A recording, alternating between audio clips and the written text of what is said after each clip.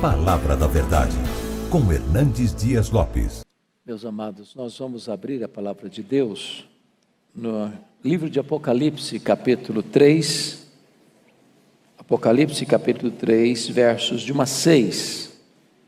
Carta à igreja em Sardes.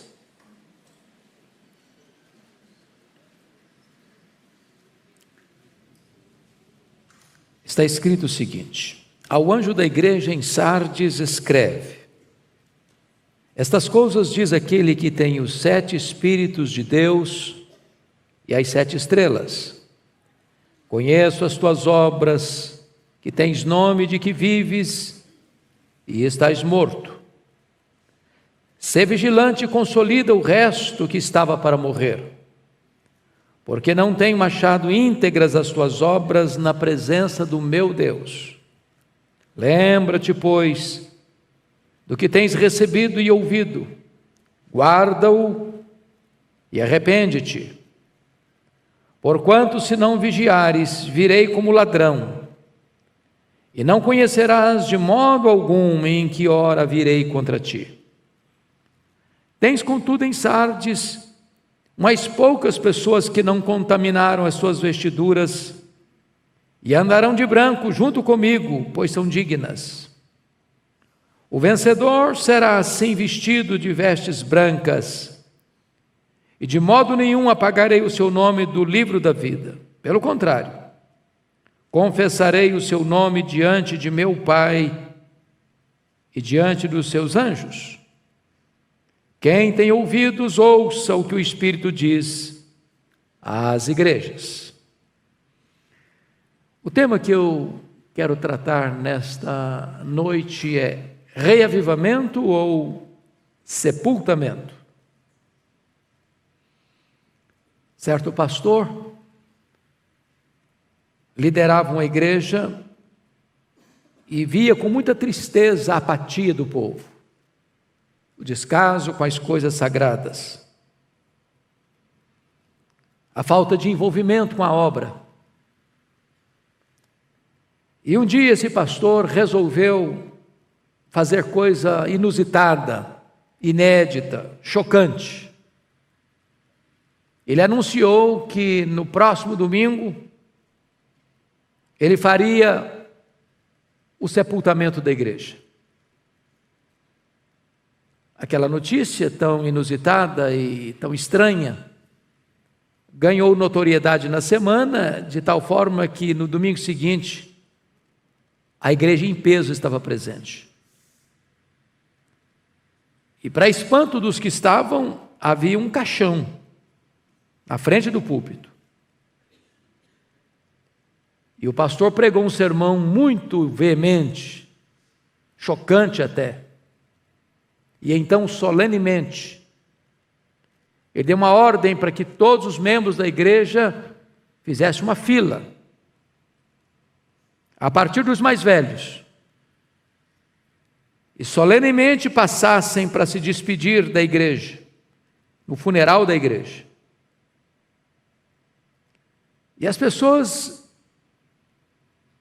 se aproximavam com um certo temor e olhavam o defunto e saíam com lágrimas nos olhos, um após o outro. A curiosidade tornou-se grande. Na verdade, o pastor não colocou um corpo sem vida dentro daquele caixão. O pastor colocou um espelho no fundo do caixão. E cada pessoa que chegava e olhava, via o seu próprio rosto. E esse gesto tão estranho e inusitado trouxe àquela comunidade um grande quebrantamento, um profundo arrependimento. E em vez de um sepultamento, começa ali um reavivamento. Esta é a mensagem desta carta. A cidade de Sardes era uma cidade muito importante naquele tempo na Ásia Menor. Chegou a ser capital da Lídia no século 7 a.C. Ficava incrustada num alto lugar, um rochedo, cidade amuralhada, inexpugnável na época. Aquela cidade nunca havia sido tomada pela sua posição estratégica.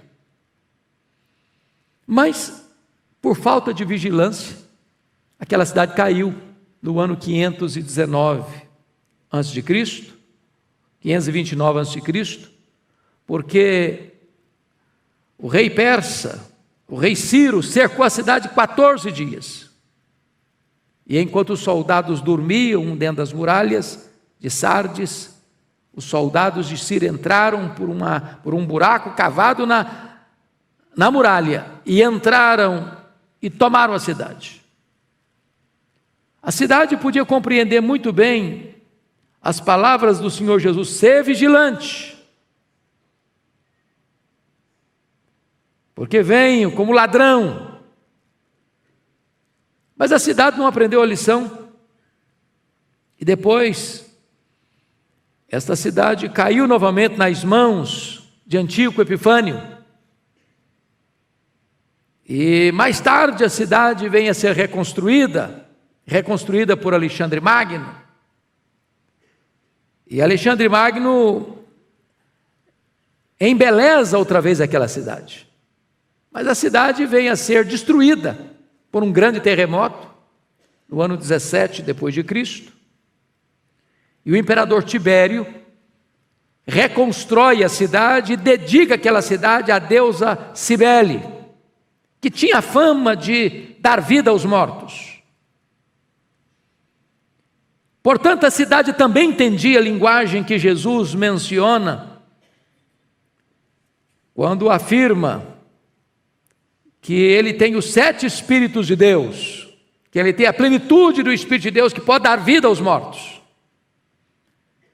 De tal maneira que essa cidade estava vivendo essa espécie de torpor espiritual, e Jesus, que conhecia a igreja, conhecia a história da cidade, conhecia a geografia da cidade, traz uma mensagem para esta comunidade: sepultamento ou reavivamento.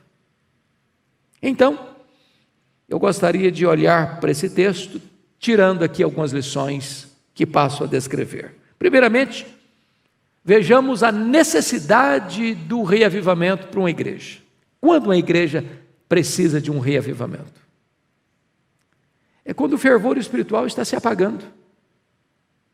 É quando a igreja, mesmo mantendo a sua dinâmica de trabalho, já não faz a obra de Deus com motivação certa.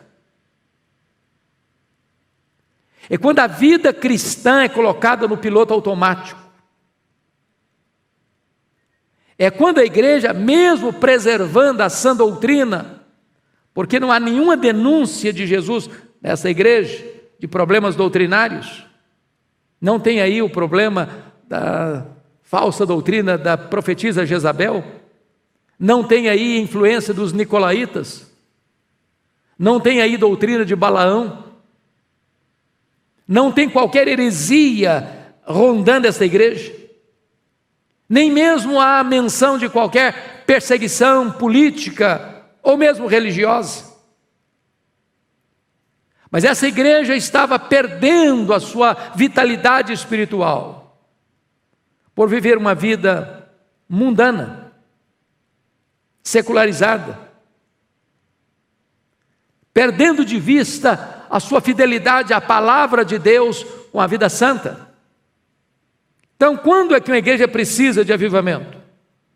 É quando há crentes que só têm nome de crentes, mas não são crentes de fato. Olha comigo o versículo 1. Ao anjo da igreja em Sardes escreve: estas coisas diz aquele que tem os 7 Espíritos e os 7 Espíritos de Deus e as 7 estrelas. Conheça as tuas obras, que tens nome de que vives, estás morto. O que é uma pessoa morta na linguagem bíblica? É uma pessoa que, embora tenha saúde, tenha sucesso, tenha fama, tenha riqueza, ainda não é convertida.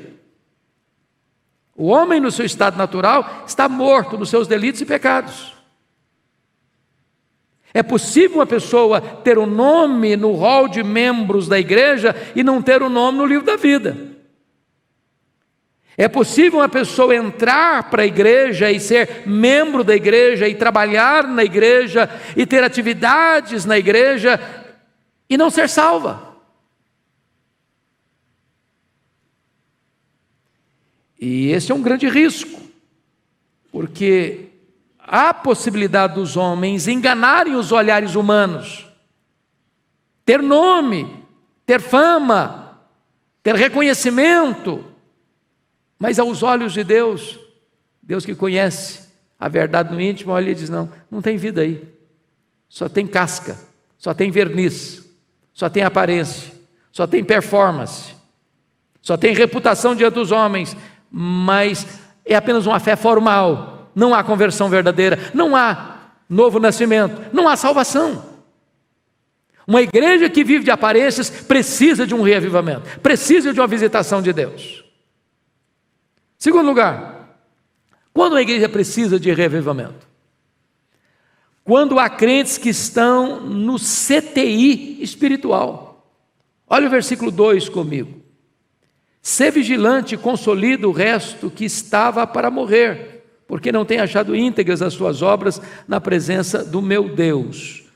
Meus amados irmãos, o que o texto está querendo dizer é que o pecado, às vezes sutil, às vezes imperceptível, cede um pouquinho aqui, cede um pouquinho ali, cede um pouquinho acolá, e a igreja vai se adequando à sociedade. A cidade de Sardes era uma cidade muito corrompida, e as pessoas estavam lá trabalhando, as vestes contaminadas, amando o pecado, ou vivendo com amizade com o mundo, se conformando com o mundo, e o pecado vai insensibilizando, vai enfraquecendo, vai adoecendo, vai tirando o vigor, vai tirando a vitalidade, vai tirando a intimidade com Deus, vai tirando o prazer na palavra, vai tirando a vida de oração, vai minando a vida de santificação. E o texto está nos mostrando que há um grande risco do pecado ir amortecendo você, adoecendo você, matando você.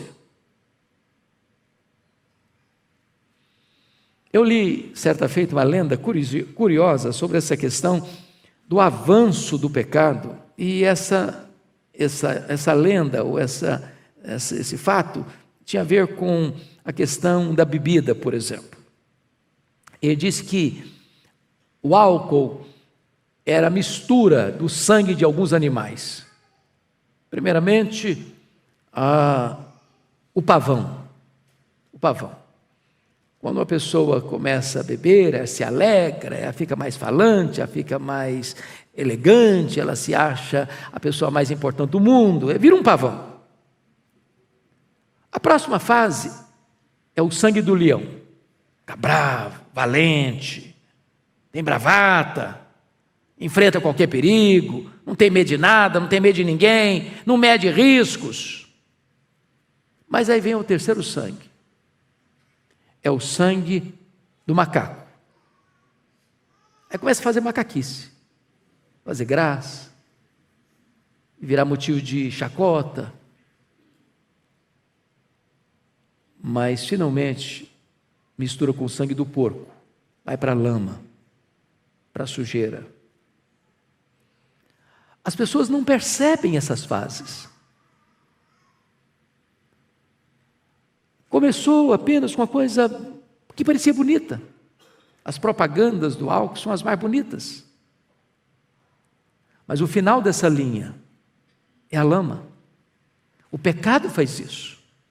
Vai matando aos poucos, adoecendo aos poucos. E o texto nos informa que havia algumas pessoas que estavam já prestes a morrer. Precisavam ser alertadas. Quando é que uma igreja precisa, irmãos, de revivamento? Terceiro lugar, quando há crentes que, embora estejam em atividade na igreja, levam uma vida sem integridade. Olha o verso 2 comigo. Porque não tenho achado íntegras as tuas obras na presença do meu Deus. A igreja era uma igreja operosa, era uma igreja trabalhadora, havia atividade, havia um calendário de trabalhos na igreja, era uma usina de trabalho, era uma colmeia de ação. Mas aquelas obras não estavam sendo feitas de forma íntegra, na presença de Deus. A gente pode trabalhar com a motivação errada. Pode fazer para buscar os holofotes, pode fazer para arrancar aplausos, pode fazer para buscar reconhecimento público, pode fazer para a gente fazer propaganda da gente mesmo. E o Senhor não se impressiona com aquilo que impressiona os homens. Então, quando nós estamos fazendo a obra de Deus, e é a obra de Deus, não é outra coisa não, é a obra de Deus, mas a motivação não é santa, a motivação não é pura, isso não está buscando a glória de Deus, e sim a nossa própria glória. Deus está dizendo, olha, essa aqui precisa de reavivamento. Preciso de reavivamento. Agora, notem vocês que o texto está mostrando para nós que fazer a obra de Deus sem integridade na presença de Deus significa uma vida dupla. Porque os olhos humanos não podem alcançar isso. Só o próprio Deus pode ver isso. Então me permita aqui 2 exemplos. Você pega o exemplo de Caim, que ele foi cultuar a Deus. Não era uma coisa pagã, era um culto. E ele levou uma oferta. Mas o problema dele, e a Bíblia diz lá que Deus rejeitou Caim e a sua oferta. Quando Deus rejeita a vida, Deus rejeita a oferta, porque a vida vem antes da oferta. Ou pense comigo agora no segundo exemplo de Ananias e Safira. Eles venderam uma propriedade. Eles entregaram parte daquele dinheiro para ajudar os necessitados. Mas por trás havia uma mentira. Eles queriam as honras que Barnabé tivera, porque venderam a propriedade e depositaram o valor aos pés dos apóstolos para assistir os santos. Mas eles queriam uma honra e venderam e entregaram parte, como se tudo estivesse entregando. Mentiram o Espírito Santo. Então é possível que se faça a obra, mas na verdade não é a Deus que quer se honrar. E quando isso acontece, a igreja precisa de um reavivamento. Mas em quarto lugar, irmãos, quando a igreja precisa de reavivamento, é quando a crente se contaminando abertamente com o mundo. Olha o verso 4 comigo. Tens, contudo, em Sardes umas poucas pessoas que não contaminaram as suas vestiduras.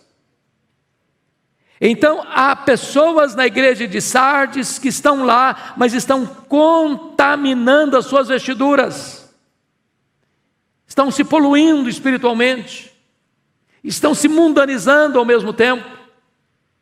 Estão amando o mundo mais do que a Cristo. Estão com o coração dividido na igreja, mas ao mesmo tempo vivendo na prática do pecado. E quando isso acontece, certamente é necessário um reavivamento. Agora notem comigo que essa igreja não está ameaçada nem por heresias, nem por perseguição. O que está destruindo essa igreja? É o mundanismo, é a secularização, é ser amiga do mundo, amar o mundo, conformar-se com o mundo, ser amiga do mundo. Talvez nós poderíamos dizer que essa igreja tem muito a ver com Sansão e muito pouco a ver com Daniel, que resolveu firmemente não contaminar-se. Agora vamos ao segundo ponto da mensagem, que são os imperativos do avivamento. Primeiro nós olhamos a necessidade, agora vamos ver os imperativos. Como é que uma igreja pode experimentar um reavivamento? Em primeiro lugar, o reavivamento acontece, meus amados, quando a igreja tem uma volta urgente e deliberada para a palavra de Deus. Olha comigo o verso 3. Lembra-te, pois, do que tens recebido e ouvido, guarda-o e arrepende-te. Eu pergunto a vocês, o que é que uma igreja tem recebido e ouvido, se não a palavra de Deus? Não há mínima chance, irmãos, de uma igreja ser forte, viva, santa, operosa, que agrade o coração de Deus, a não ser que esta igreja se volte para a palavra de Deus. Não é teologia da prosperidade, não é confissão positiva, não é campanha de milagres, não é isso, não é aquilo, não é coach, não é qualquer outra novidade do mercado da fé. É uma igreja voltada para a palavra de Deus. Não há substitutos para a palavra de Deus. E a ordem do Senhor Jesus começa aqui: lembra-te. A gente se esquece da palavra de Deus. Os homens são muito criativos, todo dia estão criando uma novidade, todo dia estão criando uma alternativa, todo dia estão criando um outro caminho, um atalho, para chamar a atenção das pessoas, para atrair mais gente. E o texto está dizendo assim: lembra-te, lembra-te, lembra-te do que tens recebido e ouvido, volta à origem, volta lá. Diríamos hoje, volta a ser uma igreja raiz, volte a ser uma igreja bíblica, volte a ser uma igreja que põe sua base nas Escrituras, volta lá, e arrepende-te, não flerte com o mundo, não flerte com aquilo que polui as suas vestes, volta para as Escrituras, e guarda esta palavra. Comprometa-se com essa palavra. Todos os revivamentos da história, irmãos, nasceram com uma volta para as Escrituras, a pregação bíblica. Segundo lugar, como é que a igreja experimenta um avivamento? Uma volta à vigilância espiritual. Olha o verso 2 comigo. Sê vigilante, sê vigilante. A cidade de Sardes entendia isso, ela caiu 2 vezes. Nas mãos de Sírio, nas mãos de Antíoco Epifânio, por falta de vigilância. E qual a necessidade sua, minha, nossa, de sermos vigilantes? A Bíblia diz que o diabo, nosso adversário, anda rodeando-nos como um leão que ruge. O diabo tem um arsenal variado. Na linguagem bíblica lá de Efésios 6:11, usando a palavra cilada, a palavra lá é metodeia, de onde vem métodos, de onde vem os mais variados modelos que ele usa para tentar, os vários laços, as várias artimanhas, os vários estratagemas. Alguns vulneráveis com a questão do sexo, outros mais vulneráveis com a questão do dinheiro, outros mais vulneráveis com a questão da vaidade, da soberba. E precisamos todos ficarmos vigilantes, vigilantes.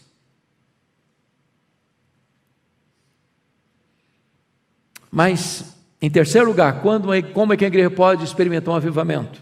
Primeiro, uma volta para a palavra. Segundo, uma volta à vigilância. Terceiro, uma volta à santidade. Olha comigo o verso 4. Tens, contudo, em Sardes umas poucas pessoas que não contaminaram as suas vestiduras e andarão de branco junto comigo, pois são dignas. Precisamos limpar as nossas vestes. Vocês se lembram quando Jacó retorna à sua terra e Deus havia dado uma ordem para ele ir para Betel, e ele vai armando as suas tendas para as bandas de Siquém. E vocês se lembram que acontece em Siquém uma tragédia, sua única filha Diná é desonrada, e os irmãos diretos de Diná fazem uma chacina na cidade de Siquém, matando o futuro marido da sua irmã, matando o futuro sogro da sua irmã, matando os homens e passando ao fio da espada naquela cidade e provocando um holocausto naquela cidade. E Jacó, extremamente desesperado, porque agora ele se tornou motivo de ódio daquela gente, e ele entendia que ele seria massacrado com a sua família, quando Deus dá uma ordem para ele: suba para Betel, mas primeiro, limpa as mãos, tirai as vestes sujas, tire os deuses falsos, suba para Betel. Meus amados, se nós queremos subir para a presença de Deus e buscar uma vida de santidade, nós precisamos purificar as nossas vestes, purificar as nossas mãos, pedir a Deus que santifique a nossa vida. Mas eu quero tratar do terceiro e penúltimo ponto, que é o agente do avivamento. Em primeiro lugar, quem é o agente do avivamento? Quem é o agente do avivamento, meus amados irmãos? É o próprio Senhor Jesus. Ele é o remédio para a igreja. E aqui está no verso 1 que Jesus conhece o estado da igreja. Ao anjo da igreja em Sardes escreve: essas coisas diz aquele que tem os 7 Espíritos de Deus e as 7 igrejas: conheço as tuas obras. Jesus tem o diagnóstico da igreja na sua mão. Ele tem o diagnóstico da sua vida, da minha vida, da nossa vida em suas mãos. Ele nos conhece. Nosso cônjuge não nos conhece, nossos filhos não nos conhecem, nossos pais não nos conhecem, nossos irmãos e amigos não nos conhecem, nem nós nos conhecemos. Mas o Senhor Jesus está aqui hoje dizendo para você e para mim: eu te conheço, eu te conheço, eu te conheço, eu conheço as suas obras, aquilo que você fez. Seu pai não viu, sua mãe não viu, seu filho não viu, sua filha não viu, sua igreja não viu, eu vi, eu conheço, eu conheço. Mas em segundo lugar, Jesus não é apenas aquele que conhece a igreja, Jesus é o dono da igreja. Porque o verso 1 diz: estas coisas diz aquele que tem os 7 Espíritos de Deus e as 7 estrelas. As estrelas são os anjos da igreja, uma representação da própria igreja. Ele tem a igreja. Ele tem a igreja nas suas mãos. A igreja é dele. Eu edificaria a minha igreja. Ele comprou a igreja. Ele verteu o seu sangue pela igreja. A igreja é o seu rebanho. A igreja é sua propriedade exclusiva. E ele olha para a igreja como um oleiro que tem o barro na mão. Ele pode moldar a igreja, ele pode restaurar a igreja, ele pode reavivar a igreja, ele pode derramar o Espírito Santo sobre a igreja, e só ele pode resolver o problema da igreja. Foi por isso que ele diz para a igreja de Laodiceia: aconselho-te que de mim compres ouro refinado pelo fogo, vestiduras brancas para te vestires, a fim de não seja manifesta a vergonha da tua nudez, e colírio para ungir os teus olhos, a fim de que vejas. Aconselho que tu compres de mim. É Ele quem tem o remédio, é Ele quem tem a solução, Ele é a própria solução para a igreja experimentar um reavivamento espiritual. Só Ele pode aquecer o nosso coração. Mas em terceiro lugar, irmão, Jesus é o único que pode reavivar a igreja, por aquilo que está escrito no verso 1 ainda. Ao anjo da igreja em Sardes escreve: estas coisas diz aquele que tem os 7 Espíritos de Deus. Significa uma coisa: os 7 Espíritos de Deus é a expressão para dizer ele tem a plenitude do Espírito. É Ele quem veio, é Ele quem morreu, foi Ele quem ressuscitou, foi Ele quem retornou para o céu e foi Ele quem derramou o Espírito Santo. Ele pode derramar a plenitude do Espírito Santo sobre a igreja. E é o Espírito Santo quem reaviva a sua igreja. Quando Ezequiel foi transportado para aquele vale de ossos secos, para o meio do vale, Deus o fez andar ao redor do vale, e os ossos estavam sequíssimos. Ezequiel devia ter uma visão de dentro e uma visão de fora, uma visão ampla, abrangente, e perguntou-se a ele: filho do homem, poderão reviver esses ossos? E a resposta dele foi essa: Senhor Deus, tu o sabes. Oh, amados, Deus pode soprar sobre a sua igreja e levantar uma igreja fraca, apática, mundana e fazer dela uma igreja viva e poderosa.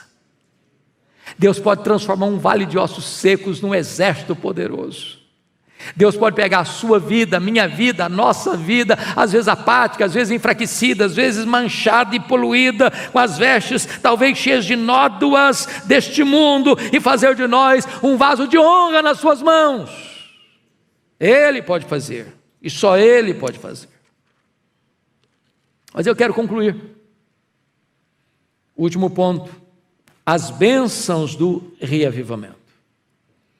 E a primeira bênção, meus amados irmãos, do reavivamento, é que a santidade agora é a garantia da glória no futuro. Olha o verso 5. O vencedor será assim vestido de vestiduras brancas. O problema da igreja é que as vestes estavam poluídas, manchadas. E a promessa para o vencedor: olha, eu vou te dar vestes brancas, vestiduras brancas. Que coisa preciosa é essa expressão, porque a plena justiça de Cristo é imputada a nós, sem mácula, sem mancha. A vida com Deus na eternidade será de santidade plena. A santidade é o processo, mas o resultado final é a glória, é a glorificação. Mas em segundo lugar, versículo 5 diz que quem não se envergonha de Cristo agora terá seu nome proclamado no céu, diante de Deus e dos anjos. Está escrito assim, verso 5: de modo nenhum apagarei o seu nome do livro da vida. Pelo contrário, confessarei o seu nome diante do meu Pai e diante dos seus anjos. Qual era o problema da igreja de Sardes? A igreja de Sardes tinha deixado de lado a sua fidelidade a Deus, a Cristo, flertando com o mundo, flertando com o pecado, contaminando as suas vestiduras, tendo vergonha talvez de viver uma vida de piedade, de se posicionar. Mas o Senhor está prometendo aos vencedores: olha, eu vou confessar o seu nome diante do Pai e dos anjos, eu não vou me envergonhar de você.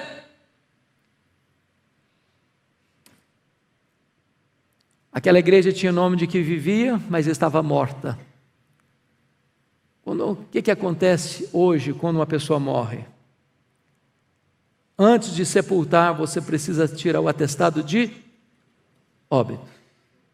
E o que significa tirar o atestado de óbito? Significa que você tem tirado do rol dos vivos aquela pessoa. Ela não faz mais parte do rol dos vivos.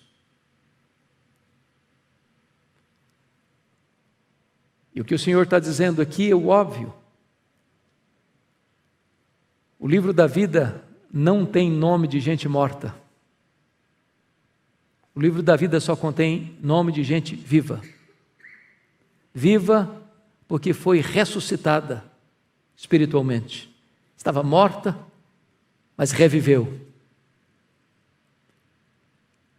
Não há mínima chance, não há mínima possibilidade de uma pessoa ter o nome no livro da vida e ser arrancado do livro da vida.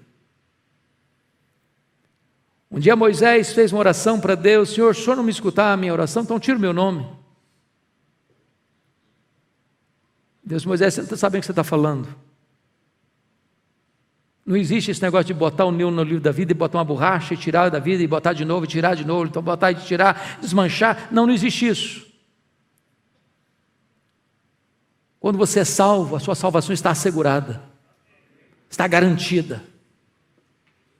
Não há possibilidade de um crente que é salvo, que é lavado no sangue do Cordeiro, que foi justificado no tribunal de Deus, que foi selado com o Espírito Santo da promessa, que foi batizado pelo Espírito no corpo de Cristo, que é habitado pelo Espírito, cujo nome está escrito no livro da vida, perecer eternamente. Isso é impossível. A salvação está garantida, a salvação é assegurada, e a salvação não é assegurada por você e por mim, somos frágeis, mas o seu Deus, o nosso Deus, é o todo-poderoso Deus. Todo aquele que crê tem a vida eterna, não terá, tem a vida eterna. E o Senhor Jesus está garantindo isso para a sua igreja. E ele conclui com o verso 6: quem tem ouvidos, ouça o que o Espírito diz às igrejas. Talvez você pudesse tirar a palavra igrejas aqui e colocar o seu nome. Quem tem ouvidos, ouça o que o Espírito diz a você. Você é a igreja, eu sou a igreja, nós somos a igreja. Esta carta não é uma relíquia. Há uma igreja de 2000 anos na Ásia Menor. Esta carta é uma mensagem de Deus ao seu, ao meu, ao nosso coração. Vamos ficar em pé, vamos orar.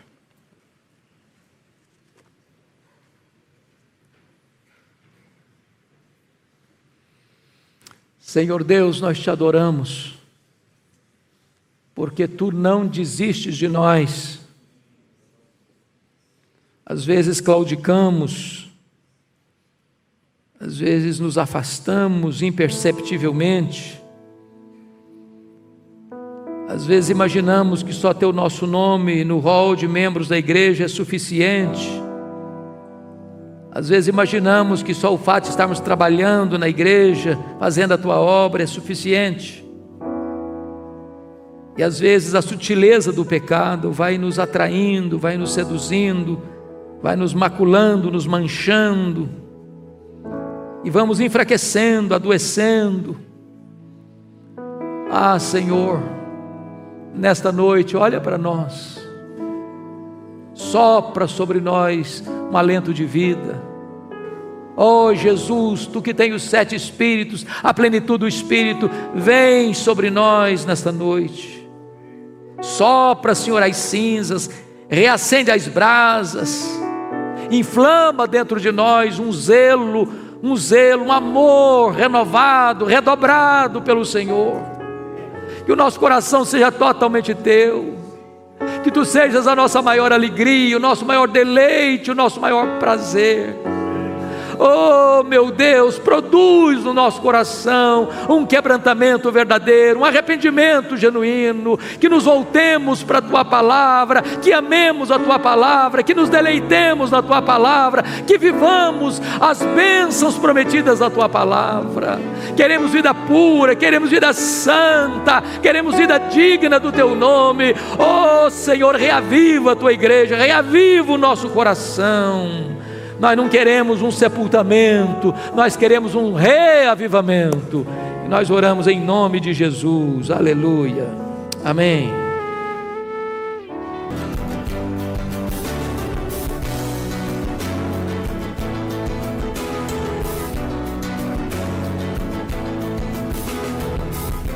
Palavra da Verdade, com Hernandes Dias Lopes.